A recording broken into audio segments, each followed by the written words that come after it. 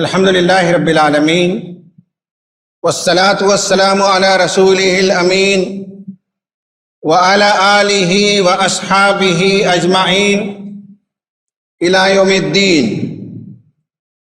قال الله تعالى في القرآن المجيد: فأعوذ بالله من الشيطان الرجيم فلاقتحم العقبة وما أدراك ما العقبة فك رقبة أو إطعام في يوم ذي مسغبة يتيما ذا مقربة أو مسكينا ذا متربة. صدق الله العظيم. رب اشرح لي صدري ويسر لي أمري واحلل عقدة من لساني يفقهوا قولي. ربی یسر ولا تعسر وتمم بالخیر سبحانک لا علم لنا الا ما علمتنا انک انت العلیم الحکیم. سامعین خطبہ جمعہ، ناظرین، خواتین و حضرات، آج میں سنگل مدرز، امہات منفردات یا منفرد، اس موضوع پر انشاءاللہ میں گفتگو کروں گا. میں انشاءاللہ یہ بتاؤں گا کہ ہمارے سماج میں بہت سی خواتین سنگل مدرز کی حیثیت سے زندگی بسر کرتی ہیں. ان کا دکھ، ان کا درد، ان کے مسائل، ان کے چیلنجز اور انہیں کیا کرنا اور معاشرے کو کیا کرنا چاہیے، یہ ہماری گفتگو کا اسٹرکچر ہے. حاضرین، آج جس موضوع پر میں بات کرنے جا رہا ہوں وہ ان عورتوں کے بارے میں ہے جو ماں بھی ہیں اور باپ کا کردار بھی ادا کرتی ہیں. اس طرح سے وہ دو ذمہ داریاں ادا کرتی ہیں. ان پر معاشی بوجھ بھی ہوتا ہے، سماجی دباؤ بھی ہوتا ہے، اور جذباتی طور پر کرب سے وہ گزرتی ہیں، وہ ایموشنل پین سے گزرتی ہیں. ہو سکتا ہے کہ ہمیں اس کا احساس نہ ہو. ان سب کے باوجود وہ بچوں کی پرورش کرتی ہیں. میاں بیوی کے درمیان کبھی کبھی اختلافات رونما ہو جاتے ہیں، کبھی شوہر ظالم ہوتا ہے، مار پیٹ کا رویہ اختیار کرتا ہے، معاشی ذمہ داری ادا نہیں کرتا. کبھی عورتیں سخت مزاج ہوتی ہیں، تلخ کلام ہوتی ہیں، تھینک لیس ہوتی ہیں، اپنے اچھے شوہروں کی قدردانی نہیں کرتی، اور ایروگنٹ رویوں کی وجہ سے رشتے میں دراڑ پڑ جاتا ہے اور کبھی طلاق کی نوبت آ جاتی ہے. یہ جو میاں بیوی کے درمیان حماقتیں ہوتی ہیں اس کی سزا بچوں کو بھگتنی پڑتی ہے. یہ جو غلط اقدامات ہسبینڈ اینڈ وائف کی طرف سے اٹھا لیے جاتے ہیں اس کا خمیازہ بچوں کو بھگتنا پڑتا ہے. اس لیے آج اس موضوع پر ہم بات کریں گے تاکہ یہ موضوع جس کے اندر حساسیت ہے، جس کے اندر درد ہے، اس درد کو ہم پہچانیں اور معاشرے میں ہمیں جو کچھ کرنا ہے اس کی طرف ہماری توجہ ہو، ہمارے اندر حساسیت پیدا ہو، ہمارے اندر سینسٹیوٹی آئے. ماں بنیادی طور پر 3 کردار ادا کرتی ہے. ایک تو وہ نرچرر ہوتی ہے، یعنی یہ ہے کہ بچے کے لیے غذا فراہم کرتی ہے، ایموشنلی نرچر کرتی ہے، بھوک پیاس کے وقت اسے سکون پہنچاتی ہے. دوسرا یہ کہ وہ نگہداشت کرتی ہے، کہیں بیمار نہ ہو جائے، کہیں چوٹ نہ لگ جائے، یہ سب وہ خیال کرتی ہے۔ اور تیسرے نمبر پر وہ مورل ایجوکیٹر ہوتی ہے۔ اکثر و بیشتر دین بچوں کو ماں کی طرف سے منتقل ہوتا ہے۔ اذان ہوتی ہے تو ماں سر پر کپڑا اوڑھتی ہے اور بچے کو تعلیم دیتی ہے کہ یہ جو آواز ہے، یہ جو کلام ہے جو مسجد سے ابھر رہی ہے، یہ قابل احترام ہے۔ نماز پڑھتی ہے تو کہتی ہے اللہ اللہ، دعا جب کرتی ہے تو بچے سے بھی کہتی ہے تم بھی اللہ اللہ کرو، مسجد کو بھیجتی ہے۔ یہ جو کردار ہے ماں کا، اس میں سافٹنس ہوتا ہے، اس میں نرمی چاہیے، اس میں شفقت چاہیے، اس میں محبت چاہیے۔ اس کے بالکل برعکس باپ کا 3 کردار ہوتا ہے۔ وہ پرووائڈر ہوتا ہے، معاشی ذمہ داری اٹھاتا ہے، گھر والوں کی تمام ذمہ داریوں کو پرووائڈ کرتا ہے، وہ فراہم کرتا ہے، وہ پروٹیکٹر ہے، محافظ ہوتا ہے۔ بیوی کی عصمت، اس کا تحفظ، بچے ان کا تحفظ، یہ سب وہ کرتا ہے۔ اور تیسرے نمبر پر ڈسپلینیرین ہوتا ہے، بچے اور گھر کو ڈسپلن کے اندر رکھتا ہے، نظم و ضبط کے اندر رکھتا ہے۔ اس کے لیے تھوڑی سختی چاہیے۔ اب آپ تصور کیجئے جس موضوع پر ہم بات کر رہے ہیں، سنگل مدرز، اس میں بیک وقت 2 صفات کا جمع ہونا ایک نفسیاتی بوجھ ہے۔ یہ دونوں 180 ڈگری اپوزٹ صفات ہیں۔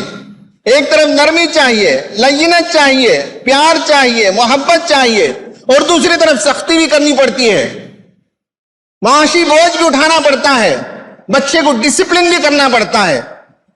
اب آپ سمجھ سکتے ہیں کہ سنگل مدرز، منفرد کن مشکلات سے گزرتی ہوں گی، ان کے چیلنجز کتنے بڑے ہوں گے۔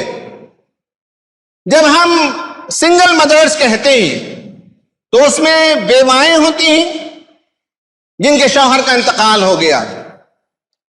ایک گنا ان کا غم ہلکا ہو جاتا ہے، اور جب بھی انہیں پریشانی ستاتی ہے وہ یہ سوچ کر اپنے آپ کو تسلی دیتے ہیں کہ ہمارے شوہر کی عمر اتنی ہی تھی، اللہ تعالیٰ کے پاس وہ چلے گئے، ان کے لیے دعا کرتی ہے۔ لیکن اسے بھی پریشانی ہے، وہ بھی سنگل مدر ہے، لیکن شوہر کے انتقال سے ایک گنا تسلی ہوتی ہے کہ وہ اللہ تعالیٰ کے پاس چلے گئے، ان کی قسمت تھی، ان کی عمر اتنی ہی تھی۔ دوسرے نمبر پر ہاف ویڈوز کہا جاتا ہے، نصف بیوائیں، نیم بیوائیں، ایک نئی اصطلاح ہے۔ وہ جن کے شوہر لاپتہ ہیں، جہاں حکومت کا ظلم ہوتا ہے، حکومت کی چیرہ دستی ہوتی ہے، پولیس انہیں اٹھا لیتی ہے اور ان کے بارے میں پتہ ہی نہیں چلتا کہ وہ زندہ ہی کہ مر گئے۔ ہاف ویڈو اس لیے کہا جاتا ہے کہ شریعت کے احکام معلق ہو جاتے ہیں۔ ویڈو ہے تو شادی کر لے گی، ویڈو ہونے کے بارے میں کوئی یقینی کیفیت نہیں ہے اس کے سامنے۔ اگر وہ بیوہ ہے تو میراث میں حصہ ملے گا، اور اگر اس کے بیوہ ہونے کا اعلان ہی نہ ہو، اس کی کوئی قطعیت نہ ہو، اس کی کوئی گارنٹی نہ ہو، تو میراث کی بھی تقسیم نہیں ہوگی۔ یہ بھی ایک طبقہ ہے ہاف ویڈوز کا جو مشکلات سہتی ہیں۔ تیسرے نمبر پر ڈائیورسڈ ویمن ہوتی ہیں، مطلقہ عورتیں ہوتی ہیں یا خلا شدہ عورتیں ہوتی ہیں۔ رشتہ ٹوٹنے کے بعد وہ واپس لوٹ آتی ہیں، ان کے اپنے مسائل الگ ہیں، وہ بہت ہی پین سے گزرتی ہیں، جس پر میں بھی گفتگو کروں گا۔ اور چوتھے نمبر پر ابینڈنڈ ویمن ہوتی ہیں، رد شدہ عورتیں ہوتی ہیں، یعنی ان کے شوہروں نے انہیں چھوڑ دیا، نہ طلاق دی، نہ خلا لینے کا موقع دیا، نہ ان پیپرز پر سائن کیا، بلکہ صاف صاف کہہ دیا کہ ہم تم کو لٹکا کر رکھیں گے، زندگی بھر لٹکا کر رکھیں گے، نہ ہم تمہیں طلاق دیں گے، نہ خلا کا پیپر سائن کریں گے۔ یہ زدم زدہ کی کیفیت، یہ ہٹ درمی کی کیفیت ہوتی ہے، اور بیچاری عورت مجبور ہو کر وہاں سے نکل جاتی ہے۔ ایک 5ویں قسم بھی ہے مغرب میں، اسلام میں اس کا کوئی تصور نہیں ہے، وہ حرام ہے، اسلامی معاشرے میں اس کا امیجنیشن بھی آپ کر نہیں سکتے۔ یعنی انویڈ مدرس، جن کی شادیاں نہیں ہوئی لیکن بچے ہوتے ہیں. آج جب ہم اس مقدس مقام سے گفتگو کر رہے ہیں تو ہم صرف 4 خواتین کو اس میں شامل رکھتے ہیں: videos, half videos, divorced women اور ابینڈنڈ ویمن. یہ 4 کیٹیگری کی عورتیں ہوتی ہیں. اسلام میں شروعات کے زمانے میں 2 ہی کیٹیگری ہوتی تھی، یا تو بیوہ ہوتی تھی عورت یا مطلقہ ہوتی تھی، اور اسے مسائل سے گزرنا نہیں پڑتا تھا، اس لیے کہ اسلامی تعلیمات تھیں عورتوں کے ساتھ حسن سلوک کرنا. جو سماج کے دبے ہوئے طبقہ ہے اور جو مظلوم طبقہ ہے ان کی کفالت کرنا، ان کی مدد کرنا، ان کی رہنمائی کرنا، یہ اسلام نے سکھایا اور بتایا کہ یہ بہت بڑا کام ہے، نیکی کا کام ہے. فَلَاقْتَحَمَ الْعَقَبَةَ وَمَا أَدْرَاكَ مَا الْعَقَبَةُ. ان آیتوں میں بتایا گیا کہ کچھ لوگ ہیں جو دشوار گزار گھاٹی سے گزرنے کی ہمت نہیں کی، بلندی کی طرف چڑھنے کی ہمت نہیں کی. اور تمہیں کیا معلوم ہے کہ وہ بلندی کیا ہے، وہ نیکیوں کی چوٹی کیا ہے، وہ خدا کی مرضی تک پہنچنے کا بلند راستہ کیا ہے؟ وہ یہ ہے کہ غلامی سے گردنوں کو آزاد کیا جائے، یا جیلوں میں جو لوگ پڑے ہوئے ہیں جن کا کوئی گناہ نہیں سوائے اس کے کہ وہ حق بات کہتے تھے، انہیں آزاد کرنا بہت بڑی نیکی ہے. اس کے بعد کہا گیا کہ کھانا کھلانا، او اطعام فی یوم ذی مسغبہ، بھوک کے دن کھانا کھلانا کسی قریبی یتیم کو اور کسی خاک نشین مسکین کو. خاک نشین مسکین میں آپ سنگل ویمن کا بھی تصور کر سکتے ہیں. ایک تعداد تو اچھی عورتوں کی بھی ہوتی ہے، لیکن ایک تعداد سنگل ویمن میں مجبوری کی حالت میں ہوتے ہیں، وہ بھی مسکین میں شمار ہیں. ان کے سلسلے میں بھی قرآن نے کہا کہ یتیموں کو اور مسکینوں کو کھانا کھلاؤ، اور اس کے ساتھ اگر ایمان والے ہو تو تم داہنے ہاتھ والے ہو، یعنی یہ کہ تم جنتی ہو. یہ آئیڈیا ایک جگہ نہیں، قرآن میں 10 جگہ آیا ہے، اور اس آئیڈیا کو طرح طرح سے بیان کیا گیا ہے کہ کمزوروں کا خیال رکھو، بیواؤں کا خیال رکھو، یتیموں کی کفالت کرو. اور یہ بھی بتایا گیا وَإِنْ خِفْتُمْ أَلَّا تُقْسِطُوا فِي الْيَتَامَى، یتیموں کی کفالت، قریب رشتہ دار ہیں، اس یتیم بچے کی کفالت کرتے ہوئے اگر تمہیں یہ ڈر ہے کہ تم عدل و انصاف نہیں کر سکتے ان یتیم بچوں کے ساتھ، فَانْكِحُوا مَا طَابَ لَكُمْ مِنَ النِّسَاءِ مَثْنَىٰ وَثُلَاثَ وَرُبَاعَ، ان کی ماؤں سے نکاح کر لو. یتیموں کو سرپرستی دینے کے لیے جو سنگل مدرس ہیں، جو منفرد ہیں، ان سے نکاح کر لو اگر وہ راضی ہوں. ما طاب لکم میں ایک معنی تو یہ بیان کیا لوگوں نے کہ اگر وہ تمہیں پسند ہو، ایک ترجمہ یہ کیا کہ اگر وہ راضی ہوں، وہ شادی کرنا چاہتی ہوں، ان کی اگر مرضی ہے تو ان سے شادی کرو. دوسری عورت، تیسری عورت، چوتھی ہو سکتی ہے. یہ اسلام کا آئیڈیا تھا. اس لیے قرن اول میں، پہلے زمانے میں، نبی صلی اللہ علیہ وسلم کے دور سعید میں، خلفائے راشدین کے زمانے میں، تابعین اور تبع تابعین کے زمانے میں سنگل مدرس کا، امہات منفردات کا کوئی تصور نہیں تھا. ادھر بیوہ ہوئی، ادھر کچھ دنوں میں اس کا عقد ثانی یا نکاح ثانی ہو گیا. ادھر مطلقہ ہوئی، ادھر دوسری طرف لوگ ہاتھوں ہاتھ لینے کے لیے تیار رہتے تھے، سرپرستی فراہم کرتے تھے، اپنی نکاح میں لے لیتے تھے. لیکن آج ہم جتنا دور ہو گئے اس زمانے سے، اس دور سعید سے، اور اسلامی تعلیمات سے جتنے دور ہوتے چلے گئے، آج ہمارے پاس یہ تصور نہیں رہا. شادی کرنا تو دور کی بات، ان کی حفاظت کرنا، ان کی مدد کرنا، ان کی نگرانی کرنا، ان کی دستگیری کرنا، ان کے ساتھ ہمدردی کرنا، ایمپیتھی ان کے ساتھ رکھنا، یہ تصورات بھی ہمارے پاس ختم ہو گئے. امریکہ میں 30% چلڈرن وہ سنگل مدرس کے پاس پلتے ہیں، چونکہ وہاں اخلاقی بے راہ روی پائی جاتی ہے، برائی پائی جاتی ہے۔ ہندوستان کے بارے میں یہ اسٹڈی ہے کہ 11% عورتیں، شادی شدہ عورتوں میں 11% عورتیں سنگل مدرس ہوتی ہیں، 11%۔ 13 ملین عورتیں ہندوستان میں ایسی ہیں جن کا شوہر یا تو مر گیا یا پھر یہ ہے کہ طلاق ہو گئی، سپریشن ہو گیا۔ لیکن یہ پڑھ کر اطمینان ہوا، خوشی ہوئی کہ مسلمانوں میں یہ شرح کم ہے، یہ پرسنٹیج کم ہے۔ 100 شادی شدہ عورتوں میں 5 یا 5.5 عورتیں وہ سنگل مدر ہوتی ہیں، یا تو وہ بیوہ ہوتی ہیں، یا جیسے میں نے کہا رد شدہ عورت یا مطلقہ عورت ہوتی ہے۔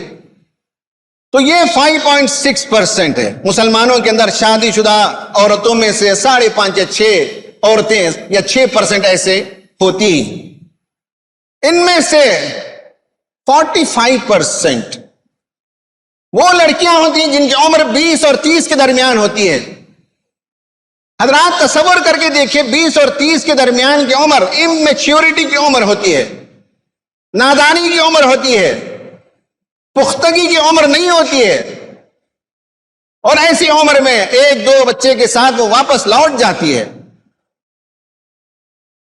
ان میں سے 45% عورتیں وہ مجبور ہوتی ہیں نوکری کرنے کے لیے، اور ایسی نوکریاں کرتی ہیں جو ان آرگنائز سیکٹر کی ہوتی ہیں، جن کی سیلریاں بہت کم ہوتی ہیں، چونکہ ان کی مجبوری کا فائدہ اٹھاتے ہیں۔ بہت کم سیلریز پر ایسی عورتیں کام کرنے پر مجبور ہوتی ہیں۔ 50% ان عورتوں میں، مسلمانوں کی تعداد میں بتا رہا ہوں کہ یہ جو منفرد یا سنگل مدر ہوتی ہے، ان میں 50% وہ لوگ ہیں جن کی تعلیم 12th سے کم ہے۔ جب تعلیمی لیاقت نہیں، کوئی صلاحیت نہیں، تو کمانے کے راستے بھی مسدود ہو جاتے ہیں۔ یہ وہ صورتحال ہے جس سے یہ عورتیں گزرتی ہیں۔ ان کے 6 چیلنجز ہیں جن کا میں اختصار کے ساتھ تذکرہ کروں گا۔ نمبر 1 یہ ہے کہ اکنامک چیلنجز سے یہ گزرتی ہیں، معاشی بوجھ اٹھاتی ہیں،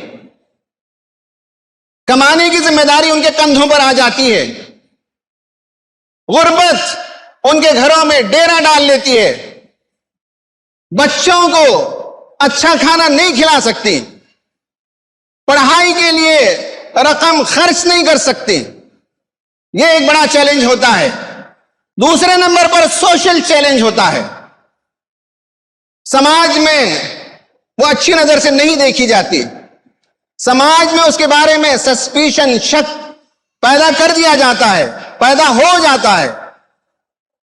تیسرے نمبر پر سیکیورٹی کے چیلنجز ہوتے ہیں۔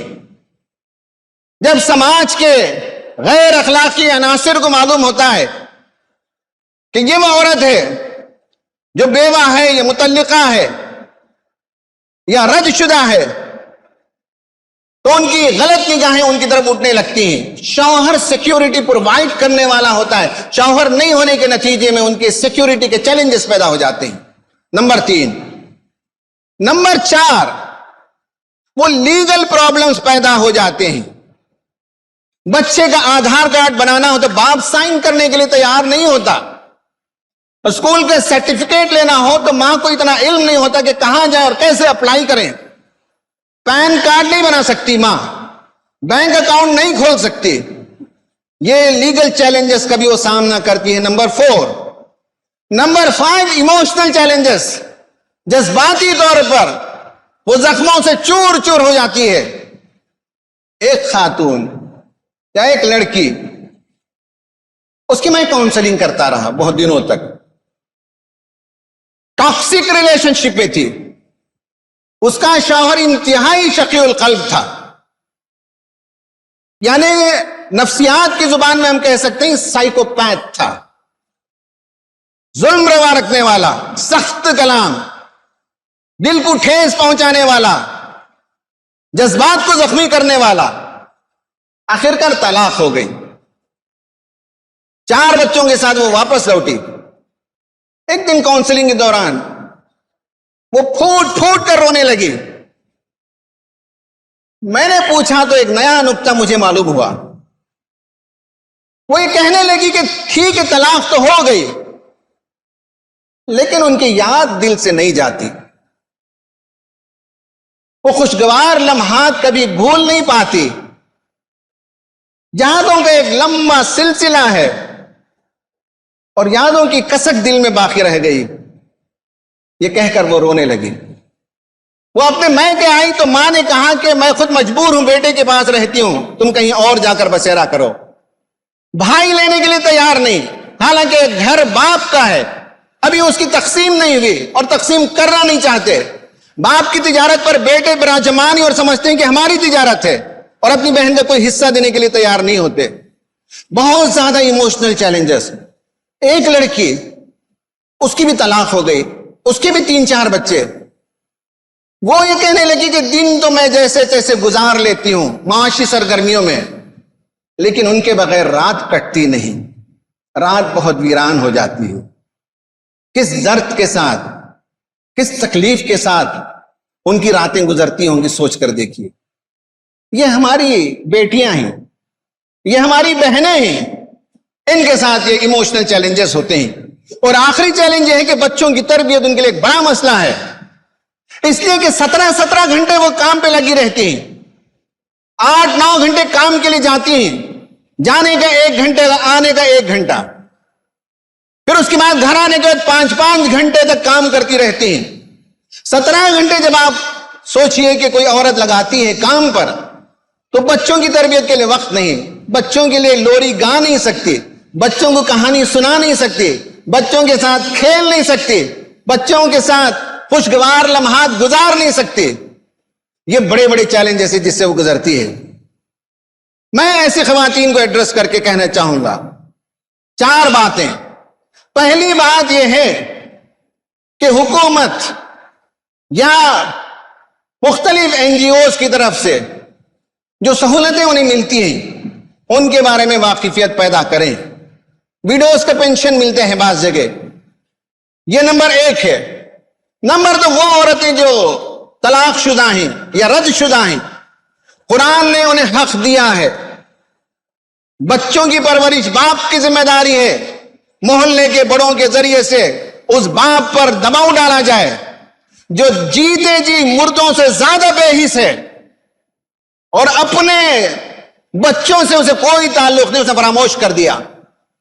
اس سے حق دلوانا یہ دوسرا کام ہے, حق مانگنا دوسرا کام ہے.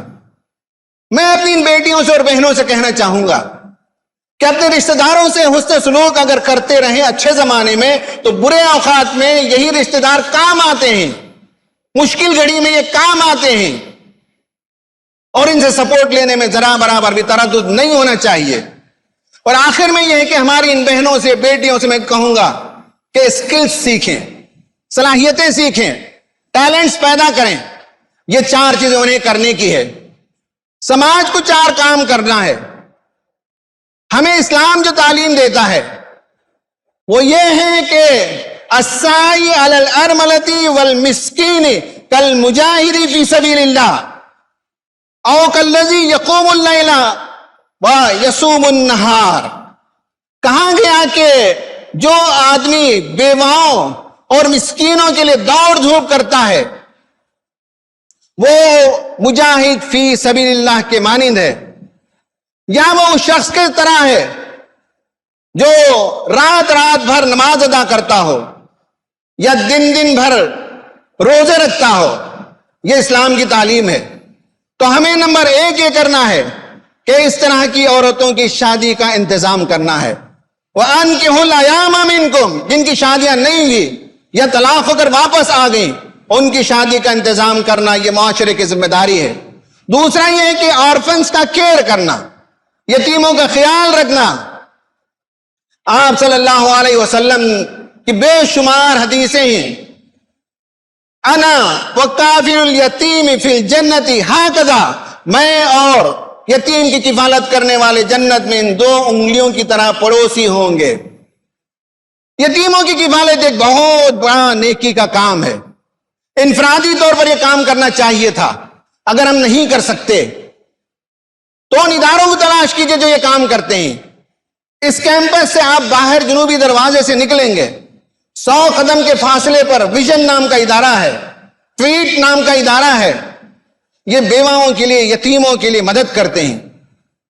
پہلے انہوں نے 70 یتیموں سے کام شروع کیا, آج 7000 یتیموں کی کفالت کرتے ہیں, تعلیم میں مدد کرتے ہیں, ایجوکیشنل گائیڈنس فراہم کرتے ہیں, کیریئر گائیڈنس فراہم کرتے ہیں, عید کے کپڑے فراہم کرتے ہیں, ان کے ساتھ پکنک کیا جاتا ہے, انہیں دینی اجتماعات میں بلایا جاتا ہے, اور یہاں سے فارغ ہونے والے بچے بڑے مقامات پر پہنچتے ہیں.